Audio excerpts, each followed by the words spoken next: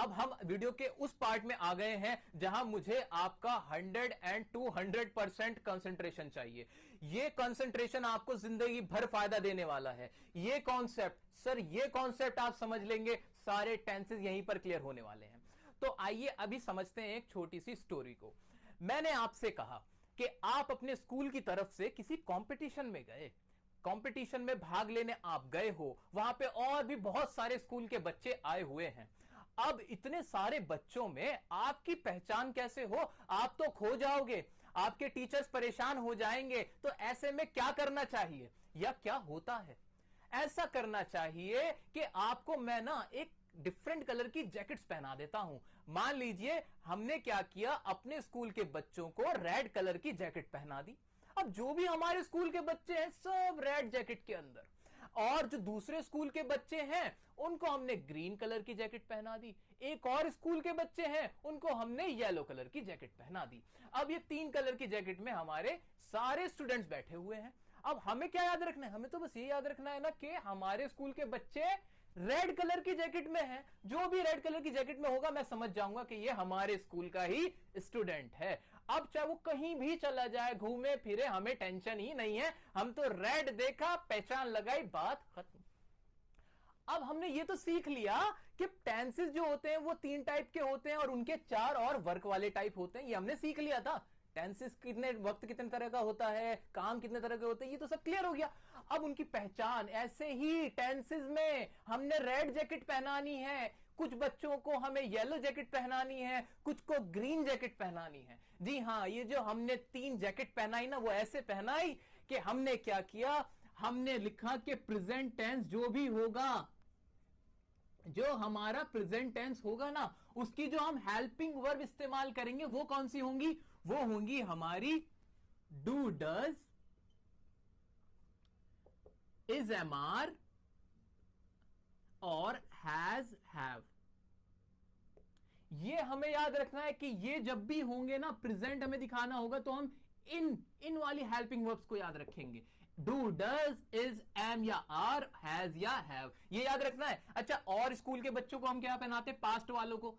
अब कभी भी टाइम हो पास्ट टेंस में तो उसकी पहचान के लिए कि वो टाइम कैसे पहचाने, उसके लिए हमने जैकेट कौन सी पहनाई? मान लीजिए हमने ग्रीन जैकेट पहनाई तो डू डज का हमने करा डिड, इज, एम, आर का करा हमने वॉज या फिर वर, हैज, हैव का हमने कर दिया सिंपल हैड। अब तीसरे स्कूल की तरफ बढ़ते हैं। उनके स्टूडेंट्स को भी तो हमने डिफरेंट जैकेट पहनाई। हमने क्या किया? फ्यूचर वालों को हमने कहा कि आप कुछ मत करिए, आप बस ये जैकेट पहन लीजिए, और इसके लिए हमने कुछ नहीं करा, हमने करा विल शैल। मेनली यही रखना है हमें याद, विल शैल ही होगा। आगे वैसे होता है विल शैल हैव भी, अगर एक साथ हो तब भी आप समझ लेंगे। फ्यूचर मेन आपको इस पे फोकस करना है, विल शैल। इसकी बात जब करेंगे तब और इसकी अंडरस्टैंडिंग होगी हमें। तो अभी सिर्फ पहचान के लिए टेंसेस के अंदर ट्रांसलेशन के टाइम पे इंग्लिश पढ़ते हुए किसी भी सेंटेंस की हमें यह ध्यान देना है कि अगर हेल्पिंग वर्ब ये वाली है, ये हेल्पिंग वर्ब है, तो उसका टेंस का टाइम तो प्रेजेंट होगा। काम की बात नहीं की हमने, हमें टाइम पता चल जाएगा कि do, does, is, am, are है, हैज, हैव है, तो वो प्रेजेंट है। टाइम अगर डिड, वॉज, वर, हैड वाली हेल्पिंग वर्ब है तो हमें पता चल गया वो पास्ट है, और अगर फ्यूचर है तो विल और शैल है। एक एग्जांपल की मदद से हम इसको और अच्छे से समझेंगे। एग्जांपल मैंने लिख दिया। मान लीजिए she does not understand English. मुझे नहीं पता इसकी अभी हिंदी क्या है, मैंने तो इसको अभी पढ़ा ही नहीं है, लेकिन क्या मैं इस पोजीशन में हूं कि मैं समझ जाऊं कि इसमें टेंस कौन सा यूज हो रहा है? जी हां, बिल्कुल सही जवाब, डज आ रहा है यहां पे। डज समझते ही मेरे को पता चलिए इसका टाइम तो प्रेजेंट है, बात खत्म हुई। अभी हमने वर्क की बात नहीं करी, काम क्या हो रहा है? अंडरस्टैंड का, यानी समझने का काम हो रहा है। अभी हमने ये नहीं देखा कि काम को कैसे समझेंगे। अभी हम वर्क टाइम की बात कर रहे हैं, तो टाइम में हमने समझ लिया डज को देखते ही कि ये प्रेजेंट में बात हुई है। सर काम का भी बता दो ना।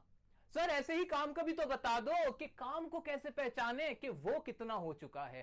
टाइम तो आप समझ गए, टाइम तो समझ गए कि हेल्पिंग वर्ब देखते ही छूटते ही समझ जाएंगे कि भाई ये प्रेजेंट है, ये पास्ट है, एकदम करेक्ट आंसर।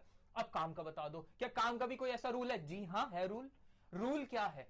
जो हमारी वर्ब होती है ना, मेन वर्ब, ये फर्स्ट, सेकंड और थर्ड फॉर्म्स होती हैं। इसकी 3 फॉर्म्स होती हैं। फर्स्ट सेकंड थर्ड फॉर्म्स होती है जो भी वर्ब होती है। मान लीजिए गो है ना, तो गो तो हुई उसकी फर्स्ट फॉर्म, सेकंड फॉर्म हो गई वेंट और थर्ड फॉर्म हो गई गॉन। 3 फॉर्म्स होती हैं जितनी भी हमारी एक्शन वर्ब होती है। ये बात आप अच्छे से समझ लीजिए। मैं बार बार कह रहा हूं कि जो इंपॉर्टेंट है, जो मोस्टली यूज होती हैं, उनकी थर्ड फॉर्म जितनी तीनों फॉर्म्स हम वीडियो के लास्ट में आपको दे देंगे। अभी आपको इतना याद रखना है कि 3 फॉर्म्स होती हैं, आपको पता भी होगा बहुत सौ को। तो आपको अब इसके थ्रू पहचान करनी कि काम कितना हुआ है। जब भी वर्ब की फर्स्ट फॉर्म हो तो समझ लो कि काम कौन सा है, वो है इंडेफिनिट। कभी भी वर्ब की फर्स्ट फॉर्म देखो तो समझ लेना वो इंडेफिनिट है, मेनली वो इंडेफिनिट है। वर्ब की फर्स्ट फॉर्म के साथ,